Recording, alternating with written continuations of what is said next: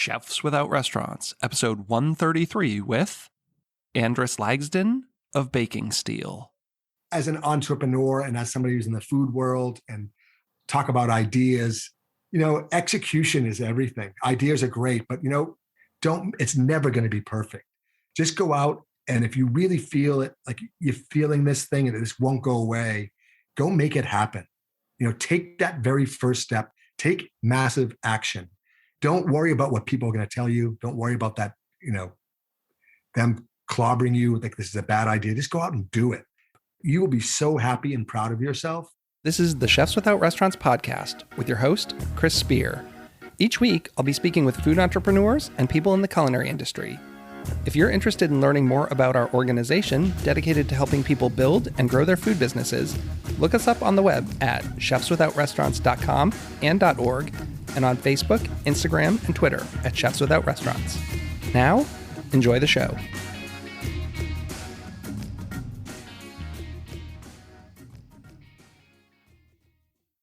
Welcome to the Chefs Without Restaurants podcast. I'm your host, Chris Spear.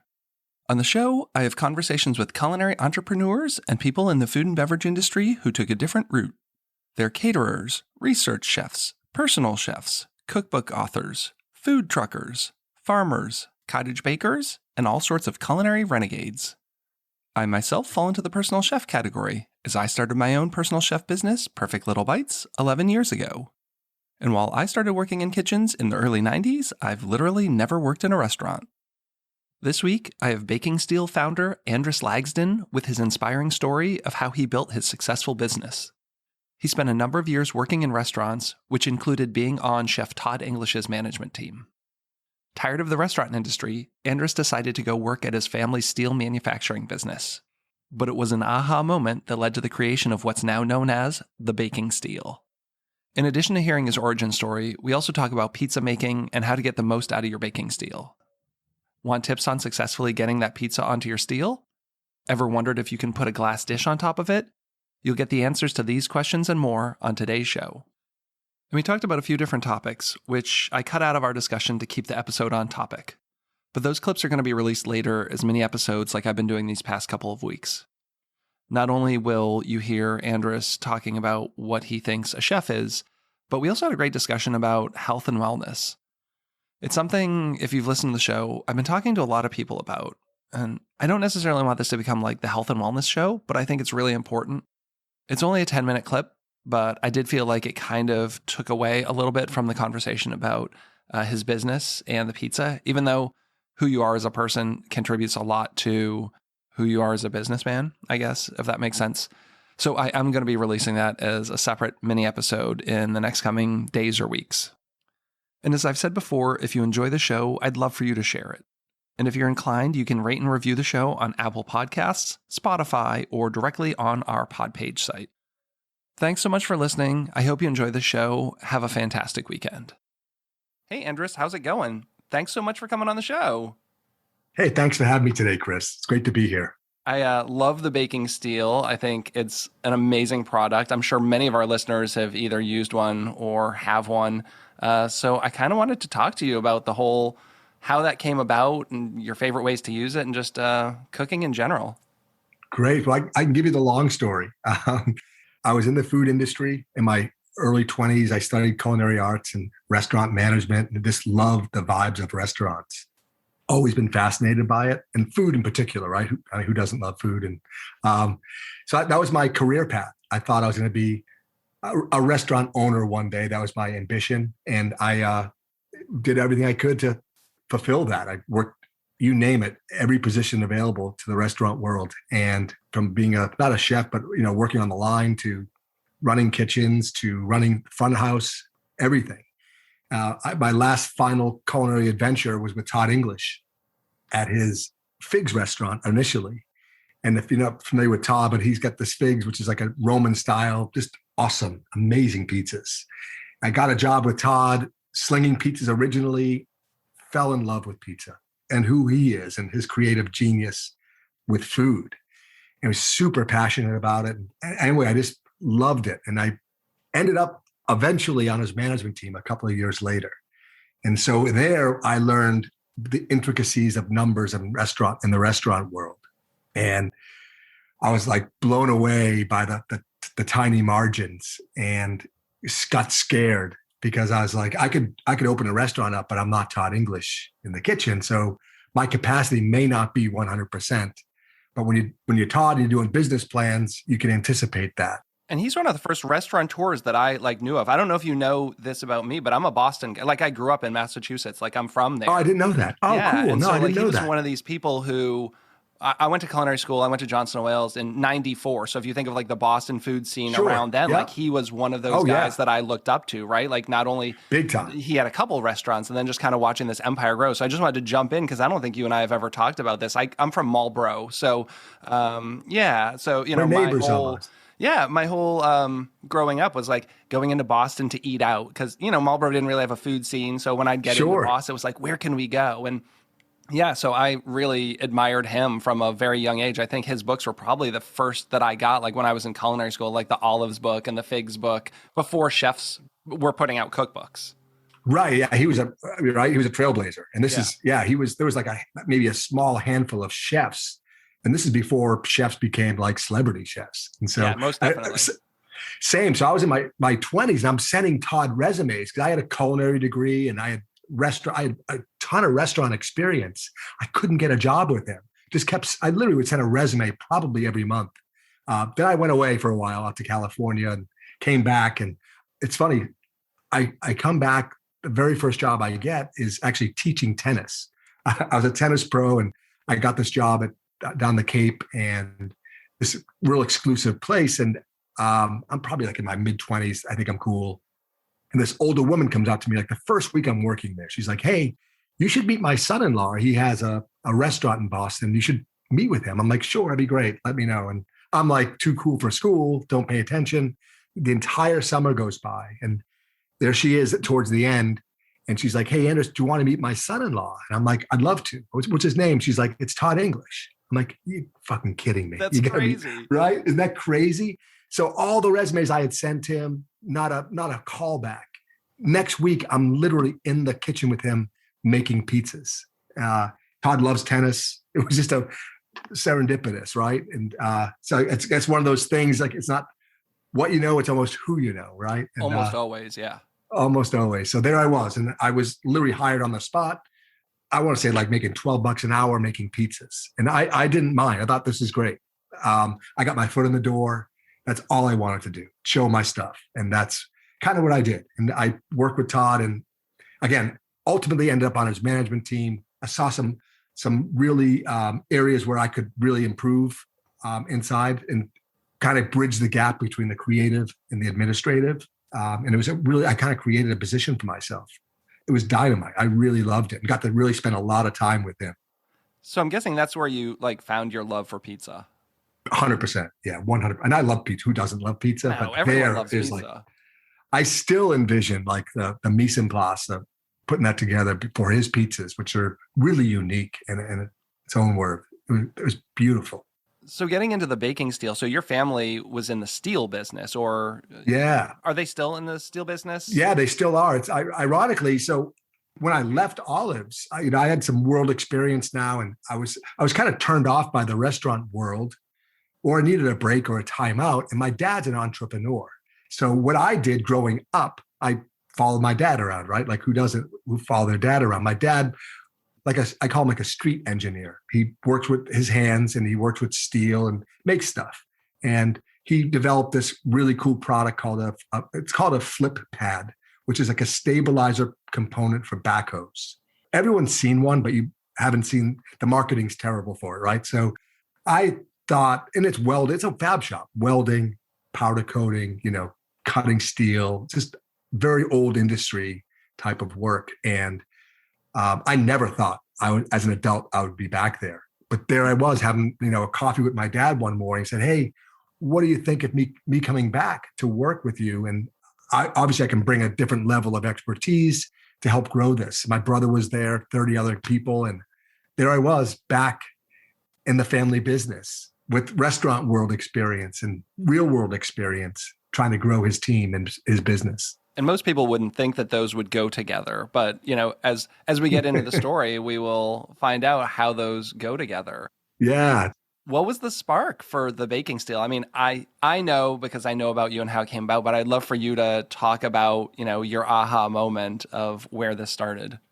Yeah. So, I worked with my dad for, I guess, this version 2.0 of me, worked with my dad for about 15 years. I really enjoyed trying to grow the business. It wasn't my passion, right? It wasn't what I loved to do every day.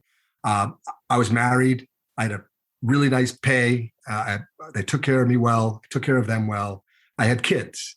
And my kids at the time, it changes your life. Everyone has a story about their kids. And I was older. And my son used to ask what I did every day. And I didn't want to say work because that didn't sound very appealing. And I was trying to demonstrate that you could find something that you love. And I couldn't find the story. I just couldn't find it to share with him. So I really started to do some internal digging inside of myself. And I did a lot of reading and a lot of yoga.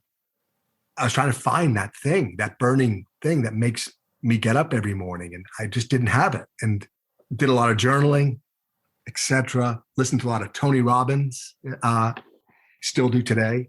And wouldn't you know, one night, Friday night at work, everyone left. I'm reading the Wall Street Journal, just kind of hanging out by myself. And I read this article about this new cookbook. It's called The Modernist Cuisine, written by Nathan Myhrvold. The rest of that is history. It's amazing. It's amazing. I have the books. Once they had been out for a couple of years, I got my hands on a used copy, so it wasn't quite the $600 that I think it was going for at the time. Yeah, it's nuts. I didn't, by the way, I was reading the article, it was $600. I'm like, wow, fascinating, right? But what I really liked it because he turned like the food world upside down. Just started asking questions of how things are done and, scientifically. So it's a deep investigation into the food and the science, the physics of cooking. So anyways, a former foodie, I'm like, that's fascinating.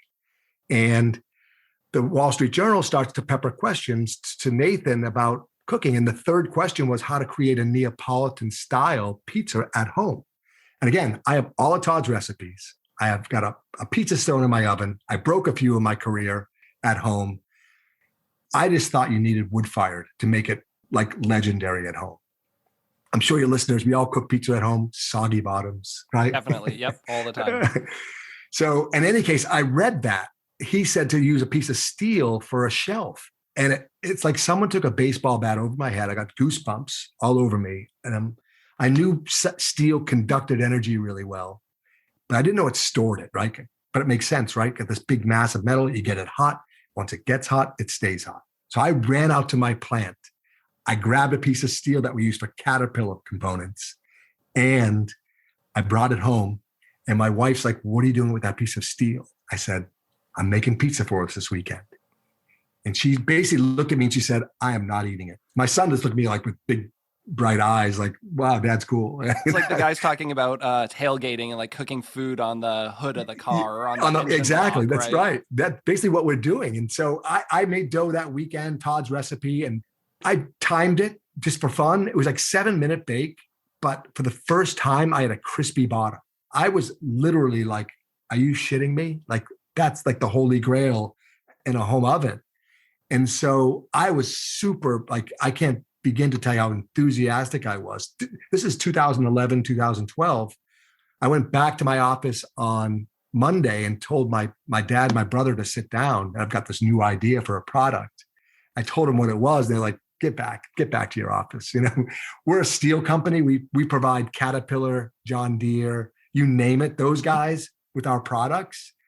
How in the world are we going to introduce a kitchen product? Right? Just like that, shut down. Just shut me down. And you know what? I believe them. I'm like, what are you, an idiot? We all have ideas. I'm like, you're right. I shelved it for a year, almost a year. But it was one of those ideas that just would not go away. And we all have these. We all have ideas. The follow through is tough.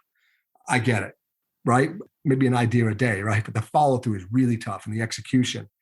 But in any case, I woke up and I actually just started taking massive action. And for me, what that meant is making some prototypes, making samples for myself, but also for friends. I had $1 million worth of equipment that could produce these things. And guess what? That feedback was the same feedback I got when was creating pizzas in the oven. So now I'm like, this is interesting. What do I do, right? What do I do with this idea that I want to bring to life? And I started doing more reading. I read some Gary Vaynerchuk, his first book, Crush It. And it was an incredible book about, and this is before Instagram, before online sales were direct to consumer. They call it like DTC now, was a thing. And I started kind of creating a story around what I was trying to do. And by the way, the baking steel, credit my wife for that name. We wanted to do it more than just pizza. And so we came up with the name, was super heavy. It was 15 to 20 pounds. Nothing like that in the kitchenware for home goods, right? For home cooks. Super heavy. So it was like trailblazing. Yeah. It's massive. I was horrified. I'm like, okay, cool. But in any case, I got the courage. I thought if I could sell 50 a month, boom, right? I've got a side hustle, my family business, happy as a clam, kind of doing what I love, while helping the family business grow with them. And that was my plan. So we went on Kickstarter. And this is 2012, before Kickstarter really was a big thing. And oh yeah, that's really early. I mean, Kickstarter probably started about that time.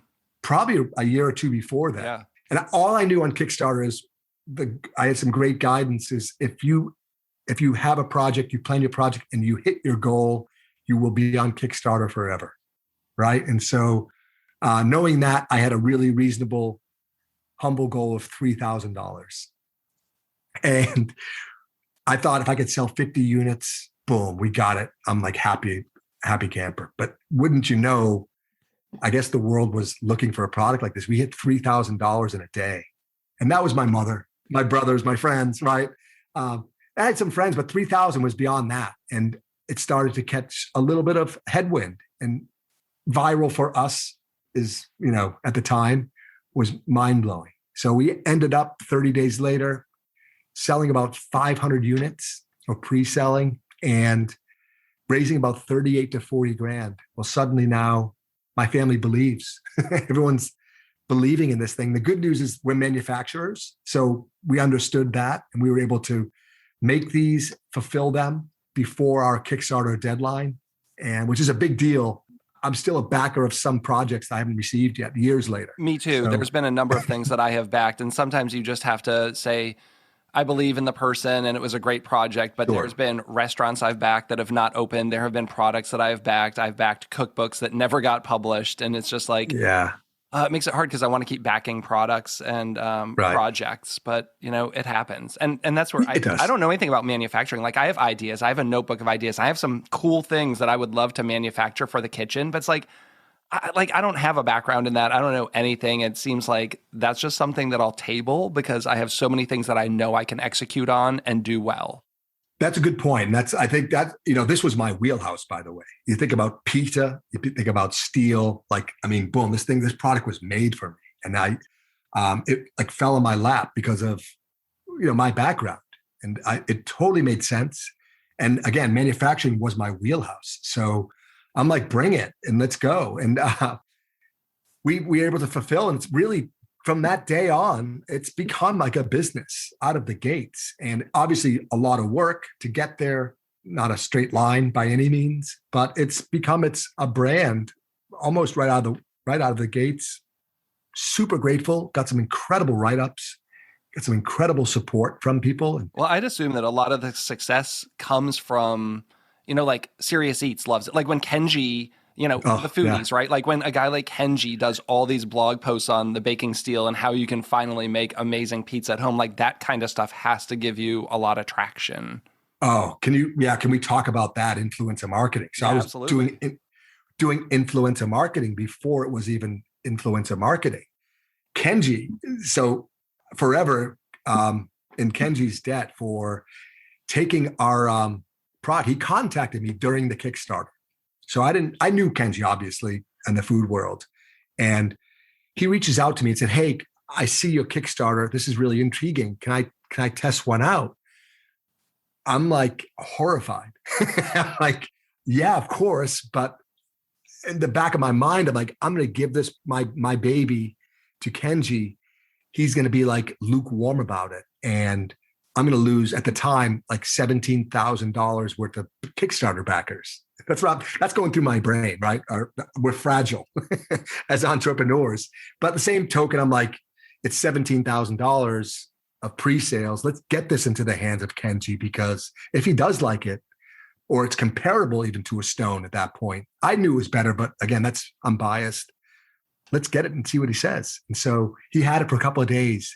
He emails me back. I read his email at about 11:15 at night.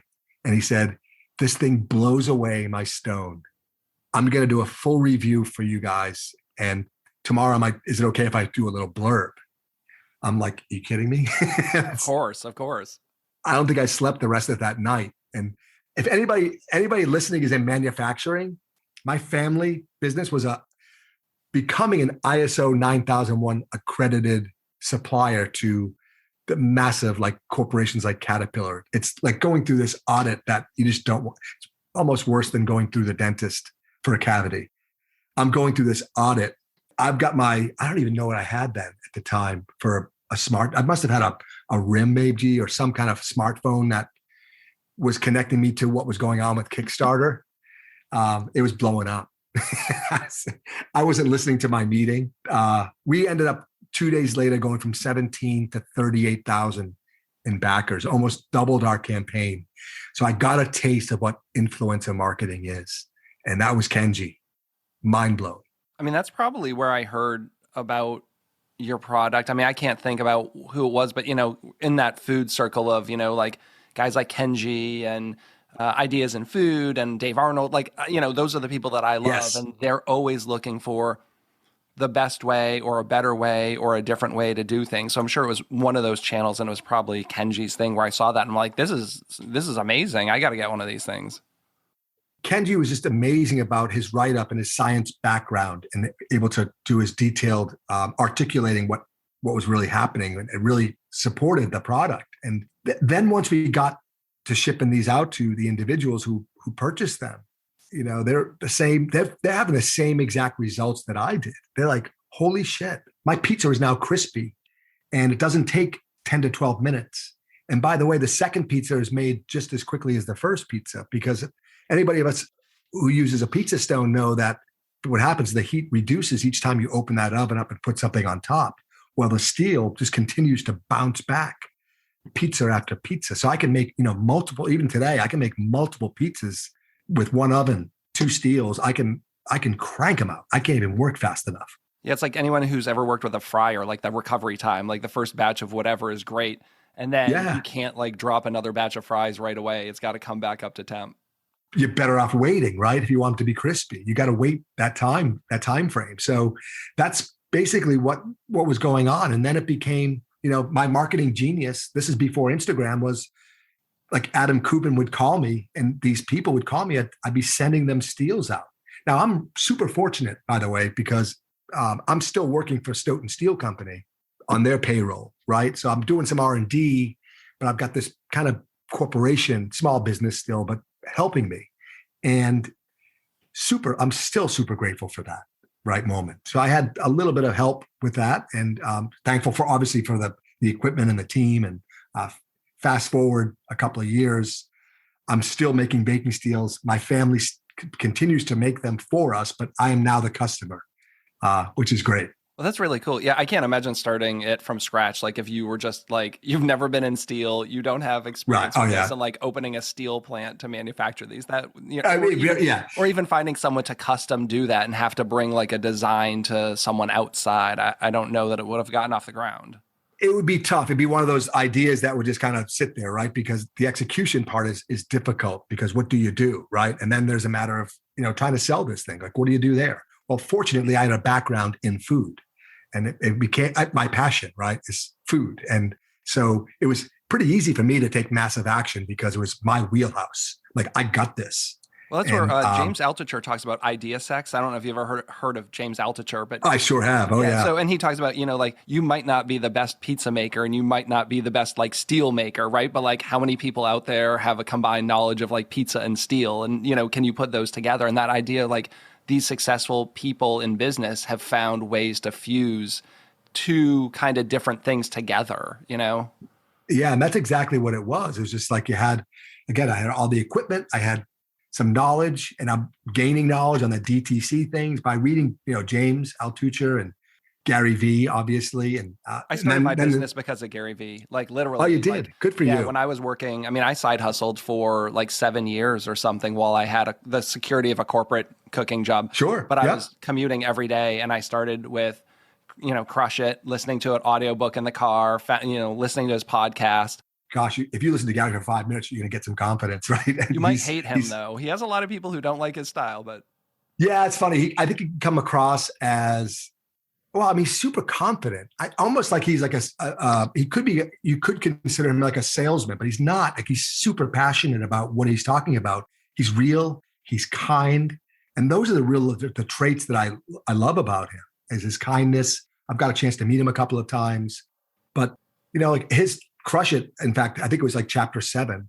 It was marketing. I'm like, oh, fired up. This is great. What's he going to talk about? How's he going to talk about marketing? I think it was one word, CARE, to care. And it's like, boom, like it was just like this thing came down from the sky and said, that's exactly what you should do, which entails maybe responding to every email, to comments on your Instagram page, and not just saying, thumbs up or what, maybe really responding, putting a little heart into what you're saying, scale the unscalable. And that's power. It's so powerful for all of us. And, I can't tell how many orders I've lost money on, or I've sent double steals, or shipped twice or 3 times, not because I was trying to turn a profit, because I was trying to make that person happy.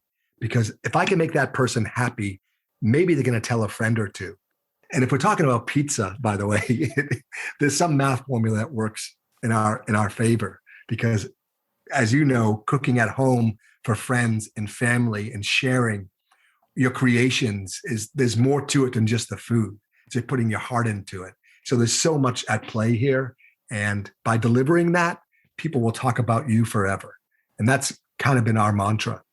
And pizza is one of the most fun things that you can do with a group, I've found. Like, get all the toppings out on the island or whatever. But, the process of rolling and stretching the dough, especially if you have kids. I have 9-year-old twins. They love being involved in the process. And everyone likes a different pizza. So it's nice to be able to customize the pizzas and just, do a little smaller one and throw it in and get it going. And I really quick, I want to share like a horror story, because I did take a baking steel to someone's house. They bought a cooking class for their teenage daughter. And I knew they weren't going to get a baking steel, or thought they wouldn't, but I wanted to take one and show them how to do it. So I'm making pizza at their house. I brought a full-size sheet pan to carry it on. We make the pizza, whatever. I got to get out of there. It's still warm. I put it on the sheet pan. I'm walking out, and I don't know what happened, but it shifted, and the steel slid off the tray and fell on their floor. Oh, no. Their like breezeway. No. And the thing's still probably close to like 500 degrees. I don't know how it didn't melt their floor. They had like laminate floor in there. And I'm like, I can't get my fingers under it because there's no lip. And it's like and I like run through my gear, and I had to get like 2 spatulas, and I'm like lifting it up with my oven mitts. It's burning through my oven mitts because it's so hot. And I like chucked it on the sheet tray, and I'm like, I'm going to be buying like $10,000 of floor. And I looked, and there wasn't a mark. I don't know what that floor was made of. I thought for sure it was going to melt this giant rectangle. That's the last time I've schlepped it to someone's house for a cooking lesson. Because, they stay hot for so long. That's the thing, is like, I didn't think about, I'm going to make this pizza in an hour, I'm going to leave, and it's still going to be 500 degrees. I mean, it would have been fine if it stayed on that pan. But just the way that it like slid off that sheet tray, I was like, oh my God. It's horrifying. Yeah. It's horrifying. Like, believe me, I went through those scenarios in the beginning. I'm like, don't do this. And I actually had some marketing professionals come in and tell me, this is nuts. You're crazy. There's no chance you're going to have us selling this thing, let alone being in a store somewhere. Someone can't walk that out. In any case, we were able to make that transition and make it happen, which was great. What are some of your favorite things besides pizza to do with it? I know you have a cookbook and a whole arsenal of things. What are your favorite things? We called it a baking steel because we knew it would do more than just pizza. So we started getting into looking at different recipes. One, we really took a deep dive into pizza dough, really try to master that, if you will. And then we started looking at other bread types of things. And one thing that was fascinating to me for some reason and still is today is like English muffins. And how do you produce the perfect English muffin? And at the time, I always thought they would be baked. Just didn't know. And there are some recipes that require baking on the English muffin side, but we decided to fry them on the stovetop, on the griddle. Well, we have a we call it baking steel griddle. And we fry them in like avocado oil or clarified butter, few minutes, 5 minutes aside or whatever. And they're basically the best English muffins you'll ever have, especially if you do a 1 or 2 day fermentation with that dough, which adds that extra level of flavor. So that's something that's not anticipated. Obviously, like Kenji would do, smash burgers are incredible. Put the baking steel on your grill or put on your stovetop. It's great for like a post sous vide on the steak, Yeah, like you're doing that, like get them out, dry them off, and then throw them on there just to get a good. Yeah, because we know sous vide, every cubic centimeter of that steak is cooked perfectly. Then we just do a quick sear at the end. Because the steel is flat surface, you get like an incredible sear on both sides. And still today, one of my favorite steaks, right, is the sous vide sear, we call it. Well, I'll tell you, I just made bagels at home last week, and they were amazing. It's actually mentioned in an upcoming cookbook. I'm not sure when our episode is going to air, but Kathy Barrow, I don't know if you know who she is. She's written a number of books. Yes. She just wrote a book on bagels that is coming out March 15th. She's going to be on the podcast. She's a previous guest. Oh, nice. And she recommends that she says this would be best. If you don't have that, then you can do, a stone. And then if you had to do an inverted sheet pan, but the steel would be best. So it's like a 60 to 90 second boil on them, and you take them out and just throw your toppings on and pitch them right on the baking steel. And it's great with parchment. Like I just put parchment on a peel and then put the wet bagels on there and slide the whole parchment right on. And it's like 14 minutes to cook, and they're amazing. I even tell folks to put a sheet tray on top, right? Because now you can get even cooking for cookies, bagels, pies are amazing, like slab pies, or put your pie plate, your Pyrex glass right on top of your steel. And everyone's first reaction is it going to bust the glass? So glass is okay, because I had this question last week at home. So glass is fine to put a Pyrex on it? Totally. I'd use a brand name like Pyrex, but yeah, glass, because essentially the steel isn't going to get hotter than what we tell it, right? Right. We set our oven to 350 degrees Fahrenheit. Well, that's what the steel is going to be, but it's going to be edge to edge. Whereas those oven racks, if you think about it, it's not storing any energy there. It's just a rack to support what's going on top. Well, now we've got the steel, and whatever goes on top, edge to edge. In the case of a pie, you're going to get a really crispy bottom, which for me is unbelievable because I've had so many pies I've sliced into them. You got a slicey, wet bottom. Oh yeah, that's the worst. My least favorite terrible, thing is right? like pie. Like I'm always trying to find the best way to make a pie crust that is nice and crispy on the bottom. When I'm a big fan of pan pizza, like as much as I like growing up in Massachusetts, we only had Greek pizza where I grew up, which was, Sure. Same. do a lot like that. And then there's, bar pizza if you want to get into the very nooks and crannies of like Massachusetts pizza. It's like next level. I don't think I had Neapolitan pizza until I was in college, to be honest. Like we only had Greek pizza in Marlboro, and that crispy crust is kind of like pan fried, and that's what I loved. And the first time I had like a, floury kind of dry crust, I was like, what? It was just so weird to me, and to say I was like, 18 years old, I'd never really had pizza like that I could remember. And you're using like a fork and a knife to cut it, right? The Neapolitan style, which is cool, by the way. It's its own. There's so many different styles. Yeah. Sure. It's great. And I feel like the baking steel, what that does, it kind of takes the ingredients of a Neapolitan, the simplicity of it, and crisps it up on the bottom, which I prefer personally, a crispy bottom with a light, airy crust, which it creates. Because, I'm making, I don't know about you, my time on a baking steel pizza now in my oven's like, 2 or 3 minutes. What do you think about putting a pizza, like building it on parchment? I have trouble pitching pizza. Like I've tried. It just it comes out okay, but not always. Like I've seen people on forums talk about like, yeah, just put parchment on your peel, build the pizza on that, and then slide the whole thing on the paper and give it, like maybe even a minute and try and pull it out. Or, I mean, with the bagels, it worked really well that it conducted straight through the parchment. What are your thoughts Sure. on Oh, that? yeah. Have you ever played with that? That's a great, yeah, oh, totally. In fact, yeah, that's a big question. In fact, we teach classes at our baking steel test kitchen, and the number one question is the launch, right? It's horrifying. Going into a 500-degree oven, you got this thing that like a little handle on it, and you got to kind of shimmy it off.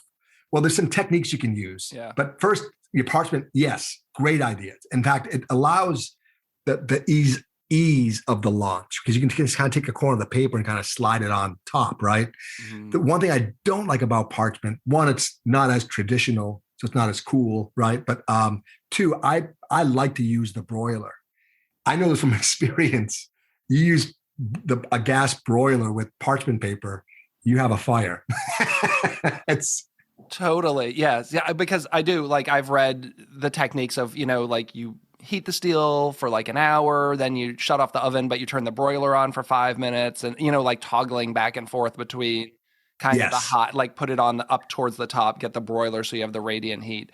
And I don't know, is a wood peel better than a metal? Because I got one that was like metal, and I have a friend who's in the pizza business. He's like, you should have gotten a wood one. Like you have less trouble like getting it off. That's a good point. And I think the theory behind that is, pizza dough generally is moist, right? It's got some moisture. So the wood peel is going to whisk that away a little bit better than a metal peel would. So yeah, wood to launch for sure.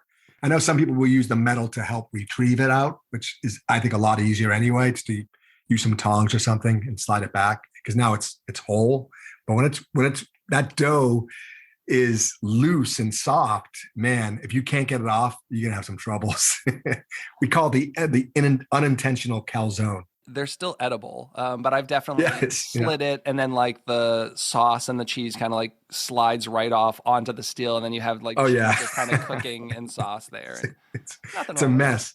The better you get, the easier it becomes. It takes practice, and I urge people make pizza all the time, right? There you go. That's the best answer. And if you're really, really horrified, take some Play-Doh, a piece of cardboard, something on your peel, and just practice like shimmying. The idea is to dust that peel first with a little bit of semolina flour, a little bit of flour. Less is more, and just practice. And again, honestly, after one good practice session of 2 or 3 launches, you'll have it. It'll be intuitive.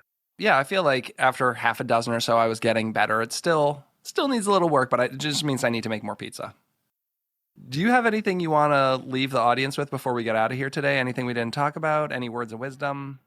You've got such a great audience. And, as an entrepreneur and as somebody who's in the food world and talk about ideas, execution is everything. Ideas are great, but, it doesn't have to be perfect. It's never going to be perfect. Just go out, and if you really feel it, like you're feeling this thing and this won't go away, go make it happen. Take that very first step. Take massive action. Don't worry about what people are going to tell you. Don't worry about that, them clobbering you like this is a bad idea. Just go out and do it. And take that first step. You will be so happy and proud of yourself. I still, to this day, think back to that time I read that article, and so happy that I took massive action. And it took me, again, 8 to 12 months to believe in myself. But I did. And that was, again, not perfect by any means, but I did it. And I'm so happy today that I've followed through. And I do the same thing today. If I have an idea and I'll take those first steps. They're not always going to work for me, but I'll learn something. And that's my mantra. Something always leads to something. I believe in just like incrementally, like if you're getting 1% better every day at something, in the right direction. And the same with the business. I mean, and the podcast as well. I mean, I've often said, if you listen to our first podcasts, they do not sound great. I was not trained in this.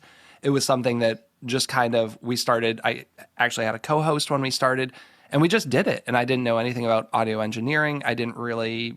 I wasn't a great interviewer, but we just did it. We sat down with people who we liked, and we wanted to talk with them and interview them and put it out there. And yes, we got some feedback that the audio quality wasn't great or the leveling wasn't great. And then you just take that. It's like, okay, they have a point.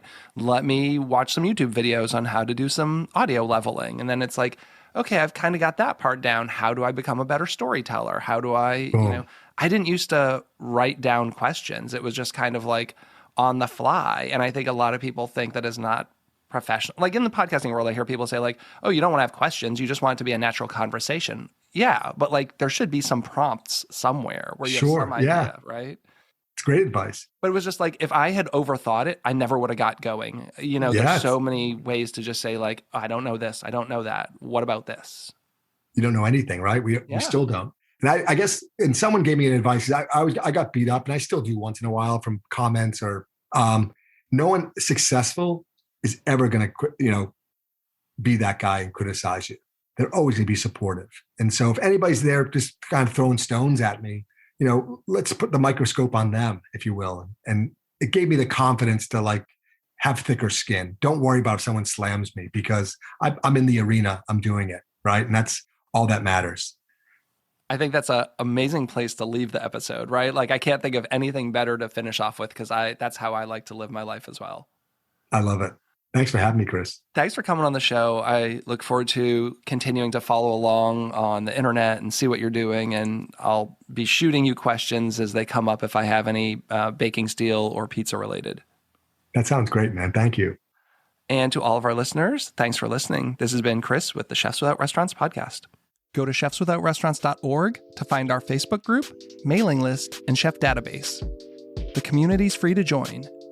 You'll get gig opportunities, advice on building and growing your business, and you'll never miss an episode of our podcast. Have a great week.